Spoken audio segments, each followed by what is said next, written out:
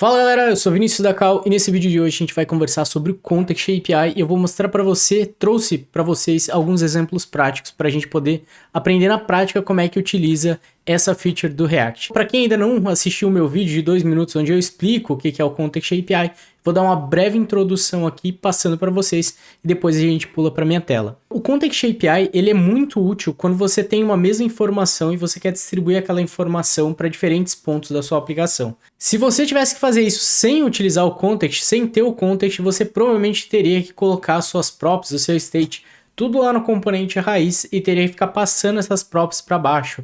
Então, se você tivesse 10 camadas de componentes, você teria que ficar passando as props sempre entre todos esses componentes até chegar no componente que você quer. E por isso que o React ele tem uma maneira muito mais fácil de você fazer isso, que é com o context. Então, o context você vai poder armazenar o valor lá no teu provider, colocar o teu provider ao redor dos teus outros componentes e utiliza os consumers para poder consumir aquele mesmo valor. Você não precisa ficar passando as props de um lugar para o outro entre inúmeras camadas de componentes. Então a gente vai ver aqui como é que a gente pode fazer o uso disso, como é que a gente implementa os consumers, como é que a gente utiliza os valores, como é que a gente atualiza o valor do nosso context baseado em algum evento que aconteceu nos nossos componentes. A gente vai ver como é que funciona isso aqui. Então vou compartilhar aqui minha tela com vocês. Para a gente poder ver como é que funciona o context, eu implementei aqui uma aplicação.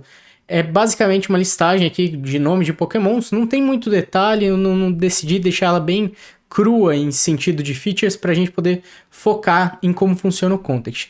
Então, se você vir aqui no meu app, eu estou definindo duas rotas, que seria a rota de lista e a rota de visualização, e aqui é só um redirect, caso acessar a rota raiz, ele redireciona para a lista, tá? Então, a gente vai renderizar o componente list, caso estiver na lista, e o componente view, caso estiver na visualização interna do componente. Basicamente, o que vocês estão vendo aqui é o componente lista, né, o list, e se você clicar num desse, ele vai para o componente view, que ele mostra daí o nome do Pokémon, uma imagem aqui dele, e mostra quais são as habilidades dele. Todas essas informações estão sendo consumidas da Poké API, que é uma... Deixa eu mostrar aqui para vocês onde que ele está consumindo, deixa eu ir na list. Ele está consumindo dessa API aqui, que é uma API pública que fornece as informações dos Pokémons. Ela não é otimizada, no caso, se a gente quisesse consumir direto dela, para mostrar detalhes lá na nossa lista, ela não é muito otimizada para isso. Eu acho que o intuito dela é mais fornecer os dados do Pokémon, tanto que até se você for utilizar ela, eu acho que o ideal é talvez você cachear os resultados no lado da tua API, ao invés de ficar fazendo chamadas diretas. Como, por exemplo, aqui no lado do list, as únicas informações que eu recebo é o nome do Pokémon e a URL para consumir os dados principais dele. Seriam os dados, quais são as habilidades, quais são esses outros dados. Então, estando na lista, se você pedir para puxar os dados, ele vai trazer uma listagem só com essas informações e você teria que fazer um request adicional para cada item da tua lista se você quisesse detalhes. No caso aqui, o que a gente fez foi fazer essa requisição dos detalhes quando a gente está nessa tela interna. É assim que funciona a nossa aplicação. Ele tem essa página da listagem e tem essa página interna. E se a gente clicar aqui, ele volta para a página da listagem. E a gente tem essa flag aqui, essa label escrito novo. Esse conceito de novo seria os Pokémons que você ainda não visualizou. Então, uma vez que você clicar aqui e voltar, a ideia é que esse novo desapareça. O que a gente vai fazer é, toda vez que clicar ali, quando renderizar a página interna, a gente vai setar isso no perfil do usuário, nos dados do usuário, falando que aquilo ali já foi visualizado. E daí, quando a gente voltar para a lista, a gente consulta os mesmos dados e fala se, no caso, se está com uma label novo ou não. E para conseguir chegar nessa feature, desenvolver dessa maneira, a gente vai utilizar o Context API. Para começo de conversa, nós estamos falando de dois componentes diferentes, né? Então, um está na parte da listagem e outro está na parte de view. Eles são dois componentes diferentes. Nesse contexto aqui, a gente não conseguiria trocar informações através de props, passar as props de um para o outro. A não ser que a gente armazenasse lá no state, armazenasse algum valor lá no nosso componente app que está acima das rotas, né? Mas a gente vai utilizar, nesse caso aqui, se a gente tivesse numa aplicação real, o número de camadas de componentes seriam mais, não seria só, no caso aqui, diretamente já o list e o view, poderia ter inúmeros outros componentes que você queria consumir os mesmos dados. Então a gente vai utilizar o context aqui para fazer essa distribuição e o armazenamento desses dados para verificar se o usuário já visualizou ou não um dos Pokémons. Então para começar, eu vou querer começar criando um context para a gente, tá? Vocês podem criar aqui no source, direto no source, pode criar uma pasta e a gente vai chamar de app context. Aqui a gente vai criar dois arquivos, então o primeiro deles você pode colocar aqui é o context.js e vamos criar um segundo que vai ser o provider.js. Tá? Sempre que você for trabalhar com Context API, você provavelmente vai criar esses dois arquivos, um context e um provider. Já vou explicar a diferença de cada um. Então, para começo de conversa, o context. Para a gente poder definir o nosso context, definir como é que ele vai ser, quais dados que ele vai carregar, a gente vai ter que importar o createContext, que é uma função do React. Então, importa lá direto do React. E aqui você vai definir const context, ou você poderia colocar appContext, que é o nome ali do que a gente tinha colocado na pasta, é igual a createContext. E aqui para o createContext você vai definir quais são os valores inicial do teu context, ou seja, os valores que você vai estar distribuindo para toda a aplicação, quais são os valores iniciais. No caso, os valores que a gente quer ficar distribuindo, um deles é o perfil do usuário, então eu vou colocar aqui user, por enquanto ele é null. E depois eu também poderia ter colocado... Depois a gente volta e modifica aqui. Mas por enquanto deixa só como user, que vai ser o valor que a gente vai distribuir para todo mundo. E faz um export default nesse context. Vou salvar ele e agora vou no provider. Então o context é onde que a gente define como que vai ser esse nosso context, quais os valores que vão ter nele. Ele é o ponto de entrada, digamos, que a gente... ponto de configuração que a gente vai definir. E aqui no nosso provider, o provider ele é o responsável por distribuir e por lidar, gerenciar com esses dados, como que eles vão ser modificados, como que eles vão ser passados para baixo, aí fica no provider. O provider, para a gente começar a desenvolver ele, só importa ali o context, então import appContext from context. E aqui a gente pode definir const appProvider é igual a uma função e já faz um export default aqui nele. App Provider. Pronto. Export default App Provider. E aqui, a única property que a gente vai receber é Children. Eu vou mostrar para vocês como que a gente vai fazer uso desse App Provider e o Children vai ficar claro ali porque que a gente está recebendo o Children. Então, corre lá no app. Importa aqui o App Provider. Aqui pode colocar App Context / Provider. E o provider a gente vai colocar ao redor aqui das nossas rotas. Então pode colocar aqui app provider. E todo esse código aqui vai para dentro dele.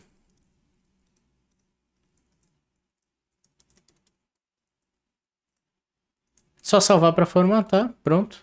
Já tô formatando. Aqui ele tá dando erro porque a gente não tá retornando, tá? A gente não tá retornando aqui nada no provider, então ele vai dar erro mesmo. Depois a gente tem que fazer um return aqui. Mas, como vocês estão vendo, a gente está colocando o App Provider ao redor de todos esses componentes. A gente está passando esses componentes para ele como Children. Então, para a gente poder renderizar nossa aplicação, a gente vai receber o Children e a gente teria que retornar, pelo menos, retornar aqui o Children. Então, se eu já salvar, ele vai parar de dar erro, certo? Só que para a gente, para os Children, aqui para o Children, para ele receber os valores, para eles terem acesso ao valor, eu tenho que passar um provider, colocar um provider ao redor deles. Então aqui, pode recortar isso aqui, coloca um return, que você vai retornar o appContext.provider. Então lembra que a gente definiu, lá no outro arquivo lá, a gente definiu o nosso context. Quando a gente define o context, que no caso é o que a gente está definindo aqui nesse arquivo, quando a gente faz um createContext, que a gente está fazendo o export default, esse createContext vai gerar um objeto que vai ter dois outros filhos, que seria o consumer e o provider. O consumer ele vai ser utilizado sempre que a gente quiser acessar os valores do provider. E o provider ele serve para distribuir a informação.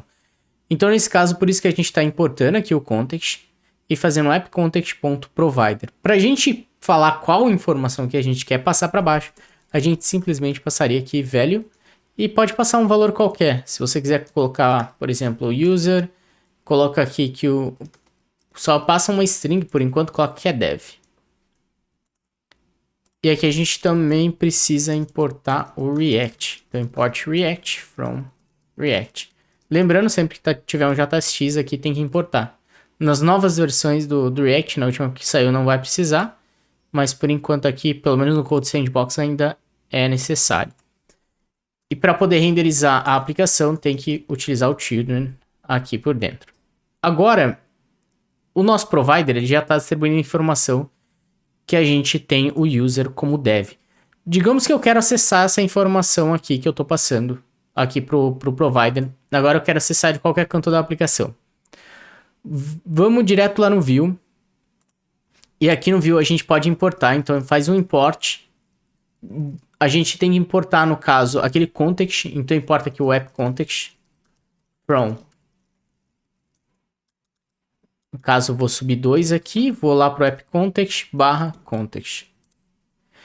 E para poder fazer uso desse context, a gente tem que importar um outro hooks, que é o use context. Então o use context ele deixa a gente acessar o valor que tiver dentro de algum context. Aí aqui você pode colocar aqui o user, que você está extraindo o user dentro desse objeto, é igual a use context, e você passa qual context que você quer utilizar. No caso aqui eu vou passar aqui o app context. Então o app context, na hora que eu executo isso daqui, ele vai retornar exatamente esse valor que eu passei aqui no provider. Exatamente esse valor aqui, tá? Então se eu fizer um console.log aqui no user, ele tem que aparecer dev. Eu não vou nem fazer um console.log, vou imprimir aqui na frente e vou colocar aqui user. Pronto. Agora se eu clicar aqui, ele já vai aparecer ali dev. Eu vou salvar esse arquivo, vou voltar ali no provider e vou mudar aqui para dev2. Vocês viram que ele está atualizando. Então, mesmo eu não passando as props de maneira direta para aquele componente, ainda assim, porque se a gente vier aqui no app, como eu estou passando o provider, eu coloquei o provider aqui ao redor de todos os outros componentes, qualquer um componente que estiver aqui dentro pode fazer uso daquele do use context e passar o context que a gente está criando ali, que a gente fez um export default. Só um detalhe muito importante aqui é que se eu tivesse utilizando o use context dentro aqui, por exemplo, desse componente, fazendo um use context, não iria funcionar, porque só funciona quando a gente está abaixo aqui do app provider. Então, nesse exemplo, que eu vou mostrar para vocês como que, nesse caso aqui, se a gente quiser acessar o valor dentro desse componente, como que a gente acessaria o valor sem utilizar o use context, tá? Bem rapidinho, só para vocês saberem que tem essa feature aqui também. Então, nós estamos importando aqui o provider. Eu quero importar aqui também o context. Então, pode colocar aqui app context, que vai importar o context. E para vocês acessarem o valor, eu vou colocar aqui embaixo do H1, vou colocar aqui um P. E aqui dentro desse P, você pode colocar o app context ponto consumer. Lembra que a gente falou do consumer? E agora para acessar o valor, aqui dentro do consumer, coloca uma função. Então passa a sintaxe de passar uma expressão, passa uma função, essa função vai retornar para a gente todo aquele valor que a gente passou no provider. Então a gente pode extrair o user daqui de dentro e poderia retornar ele aqui. Se a gente quisesse, a gente retornaria ele aqui. E agora vocês estão vendo que ele está aparecendo ali dev2, correto? Vou salvar aqui esse arquivo, salvei, vou aqui no provider, deixo o provider aqui por enquanto, vai lá no view e remove. Eu vou remover ele aqui agora de onde eu estou imprimindo, porque ele não se faz necessário aqui no nosso contexto. Então aqui ele vai ficar aparecendo agora o nome do usuário. Eu só vou voltar aqui um pouco no provider e eu vou definir um usuário default pra gente num formato melhor, tá? Então coloca aqui default user. Eu vou colocar o nome dele que vai ser dev. Pronto. Então aqui agora, esse user, ao invés de a gente passar direto o nome, eu vou passar o objeto, default user.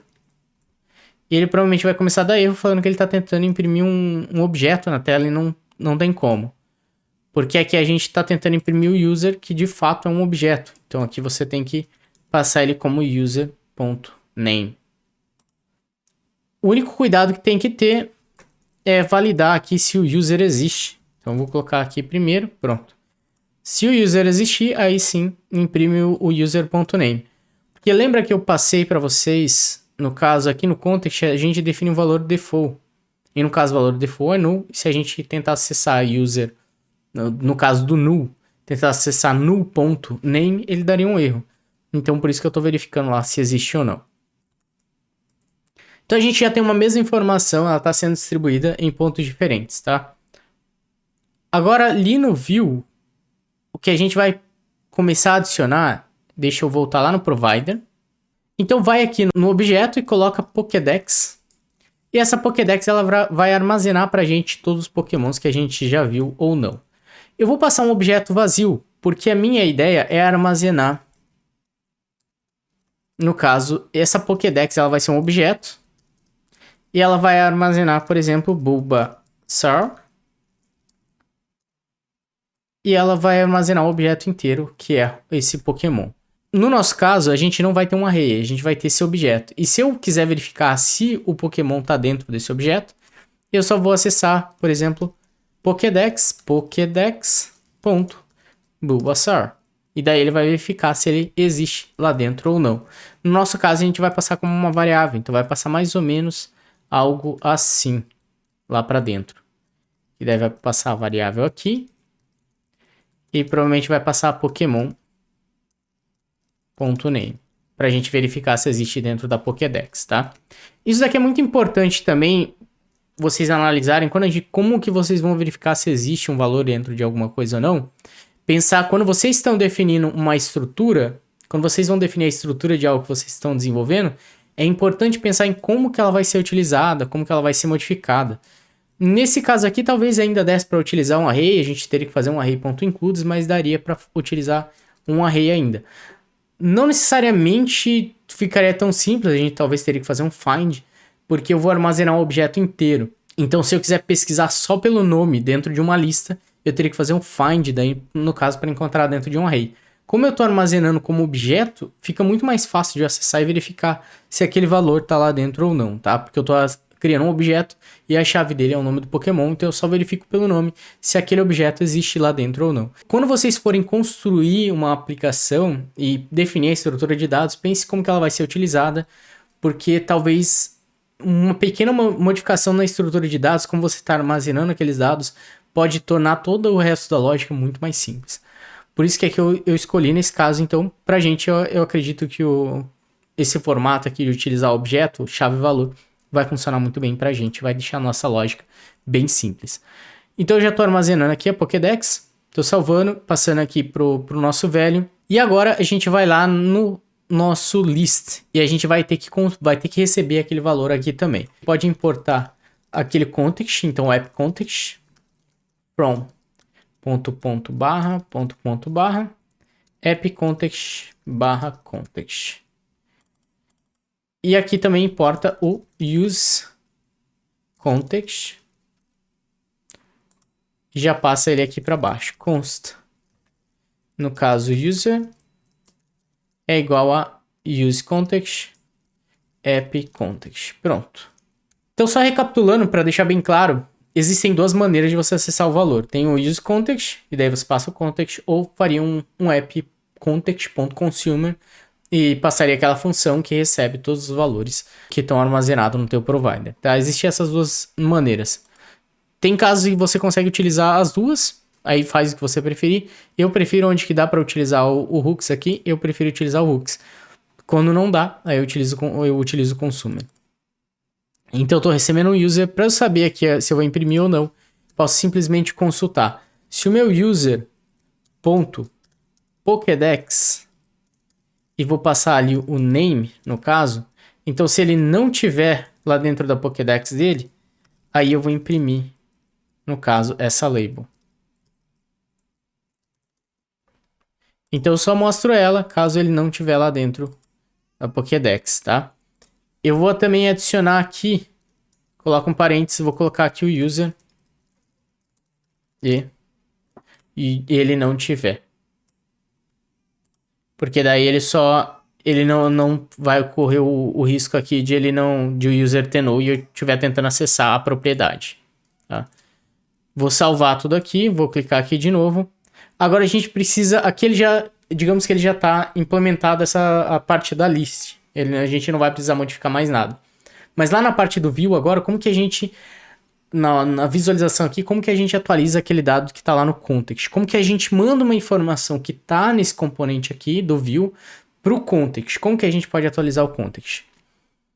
Se a gente for aqui no nosso provider, ao invés de a gente passar o valor ali direto para o nosso value, eu posso criar um state aqui. Então, eu vou definir aqui const user e set user é igual a use state. Pronto, ele já fez o auto-import ali pra gente. E o valor inicial, aí sim, eu vou passar o default user para cá, tá?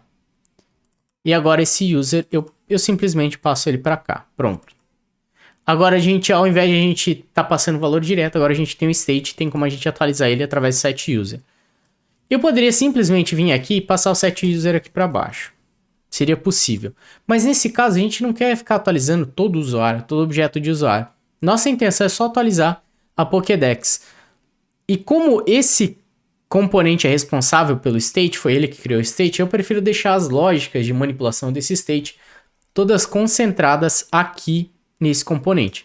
Então o que a gente vai fazer para prevenir um colapso no futuro, porque se a gente começar a criar um state aqui e distribuir o set state dele para um monte de componente, que é o que poderia acontecer, começaria a ficar caótico, principalmente se a gente não sabe o formato que a gente vai passar. No caso do set user é bem simples, porque o set user em si, eu imaginaria que seria o usuário mesmo que a gente estaria passando. Mas em alguns casos, pode ser que o seu state não seja tão claro para todos os componentes da aplicação. E daí, se você está passando o set user para baixo, corria o risco dos outros componentes passar um valor errado, por exemplo.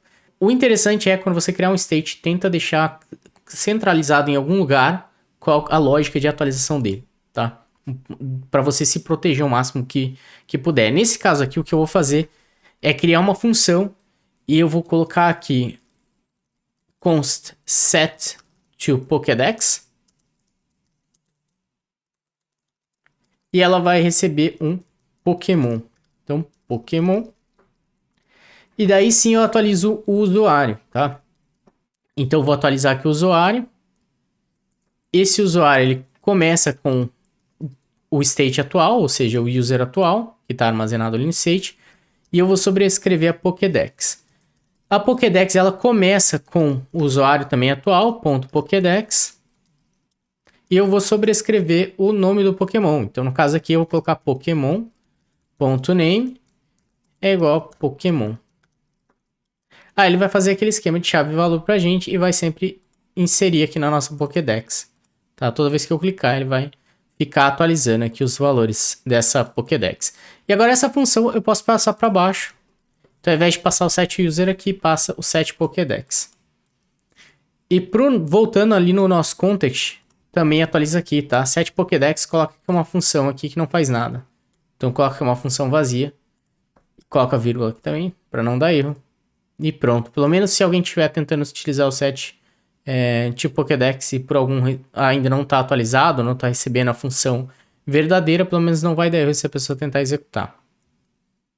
Então aqui a gente só está passando para baixo o set Pokédex e ele está esperando um Pokémon.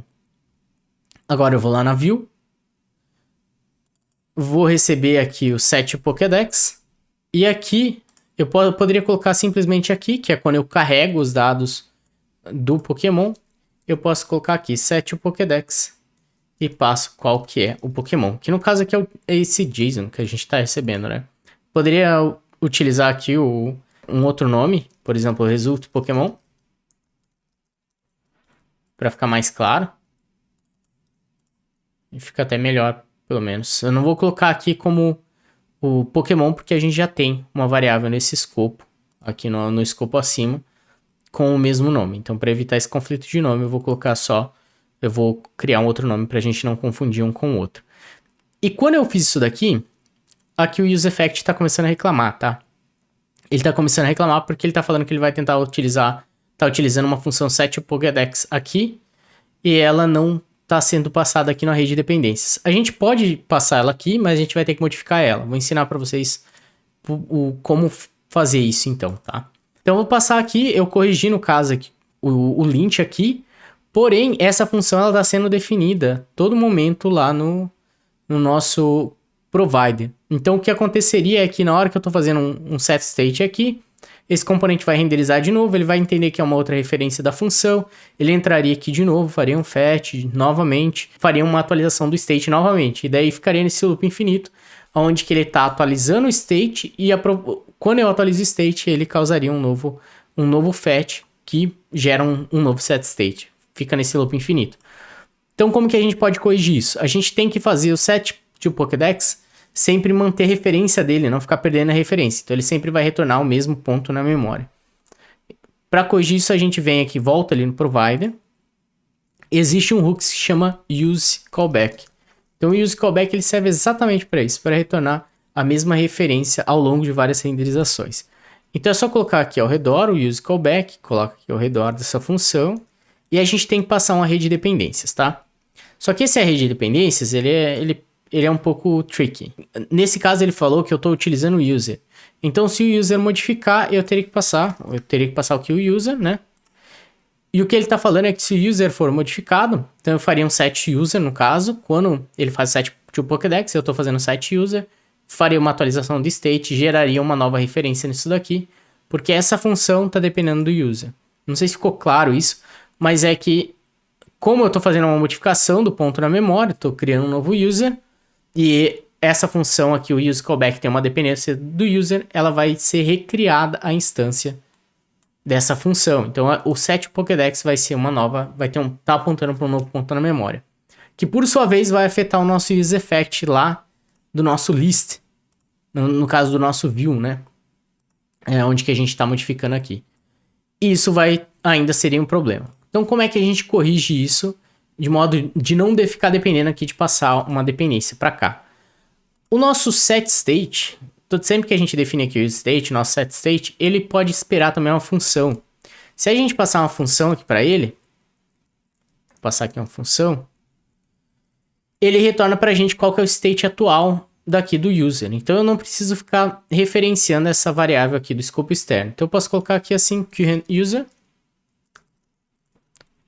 e posso passar aqui que ele sempre vai chamar o user atual e a gente faz referência para essa variável aqui, ao invés de estar fazendo para a variável ali do escopo acima.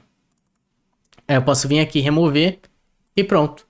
Uma vez que essa função foi criada, uma vez que foi criada a referência para ela e feito o assign para o setPokédex, sempre o setPokédex vai receber agora a mesma referência e essa função ela nunca vai ser recriado o ponto na memória do que a gente está passando para baixo, do que a gente está passando aqui para nossa view, no caso, né? Sempre que a gente tentar acessar o setPokédex, ele vai ser o mesmo ponto na memória. Se a gente voltar aqui para nossa lista e a gente acessar de novo um outro item, voltei, agora ele já está retornando sempre. Ele está fazendo o esquema de ele setar, fazer um set ali na nossa Pokédex. Quando a gente volta aqui, ele já removeu aqui o novo, tá? Então aqui ele já está fazendo a atualização da maneira que a gente queria, está removendo a tag aqui do novo. A única ainda atualização que eu quero fazer é voltar lá no app, onde que a gente está imprimindo o nome do usuário. Eu vou criar aqui um bloco. Vou colocar, na verdade, o P, eu vou colocar aqui para dentro. E a gente vai remover aquele P ali de fora. Porque eu quero criar um bloco e mostrar para vocês quantos Pokémons que esse usuário já viu. Então a gente devolve ali, no caso, o user. Pode devolver ali, ele vai colocar o nome dele. Só que ele também, eu quero que coloque aqui quantos usuários que ele viu. Como é que a gente pode fazer isso? A gente pode fazer um object.keys do user.pokédex.length aqui de fora. E daí o que ele está fazendo, ele está pegando todas as keys que tá ali da Pokédex e ele está contando com a quantidade delas, tá? Então eu posso colocar aqui depois, pode colocar Pokémons. E daí ele já vai estar aparecendo 5 Pokémons. Se eu clicar em outro e voltar, Não precisa nem voltar, né? Ele sempre atualiza ali na hora que eu clico. Então, como vocês podem ver ali, já trocou para 7. Se eu for clicando, ele vai aumentando aqui no número. Então é assim que funciona o Context. Eu vou disponibilizar todo esse código aqui, ele vai ser disponibilizado aí na descrição. Se você acessar a descrição, ele vai ter a versão inicial, onde que a gente começou, e a versão final, se vocês quiserem acompanhar o vídeo, ou se já quiser pegar esse código pronto e analisar, ver como é que está funcionando o Context aqui dentro. Então essa daqui é uma das funcionalidades do Context, é um dos jeitos, uma das formas de utilizar ele. Um outro passo é que você ainda poderia, por exemplo, no caso aqui, se a gente atualizar, ele vai perder as informações, né? Se a gente atualizar o nosso browser. Mas você poderia estar salvando isso daqui em local storage também. Seria um passo a mais. Na hora que você faz o seu set state, você também armazenaria as mesmas informações no teu local storage. E daí você poderia, na hora que recarrega, você pega as informações que estão no local storage, preenche o teu state, o state inicial com elas, e daí mesmo que você recarregasse o teu browser ou fechasse, abrisse de novo, ia estar lá no local storage e ele já gravaria essa informação para você. Um outro detalhe é que se você tivesse uma aplicação real, consumindo uma API real com dados reais, normalmente você gostaria de salvar essa informação, de falar que se o usuário visualizou ou não um item, você talvez salvaria no perfil do usuário. Então você precisaria fazer uma chamada para uma API falando que passando, por exemplo, qual foi o ID do Pokémon, e a API lidaria com o restante dos passos, né? Pegaria esse ID do Pokémon, gravaria lá no perfil do usuário, falando que aquele usuário já visualizou o Pokémon. Ou se tivesse realmente uma Pokédex, uma entidade Pokédex, ele gravaria lá na Pokédex que o usuário tem lá na Pokédex do usuário já visualizou esse Pokémon. Então tem essa pequena diferencinha se fosse uma API real, se você estivesse lidando com uma... se você tivesse controle nessa parte da API, na parte do banco de dados, né? Nesse caso aqui, a gente não tem opção de gravar as informações para a API. É uma API que a gente só consome os dados, por isso não tem como a gente implementar isso aqui. Eu espero que vocês tenham gostado do vídeo. Se você chegou até aqui, não esquece de deixar o seu joinha pra gente, porque isso é bem importante para esse vídeo chegar a mais pessoas. Se você não é inscrito no canal ainda, não se esqueça de clicar no botão inscrever-se e ativar o sininho se você quer receber as notificações de quando a gente lançar novos vídeos. Qualquer dúvida, comentário, sugestão, deixa aí pra gente embaixo, que é super importante pra gente também colher esse feedback e ir melhorando o conteúdo que a gente produz pra vocês. Esse era o conteúdo pra hoje e a gente se vê no próximo vídeo.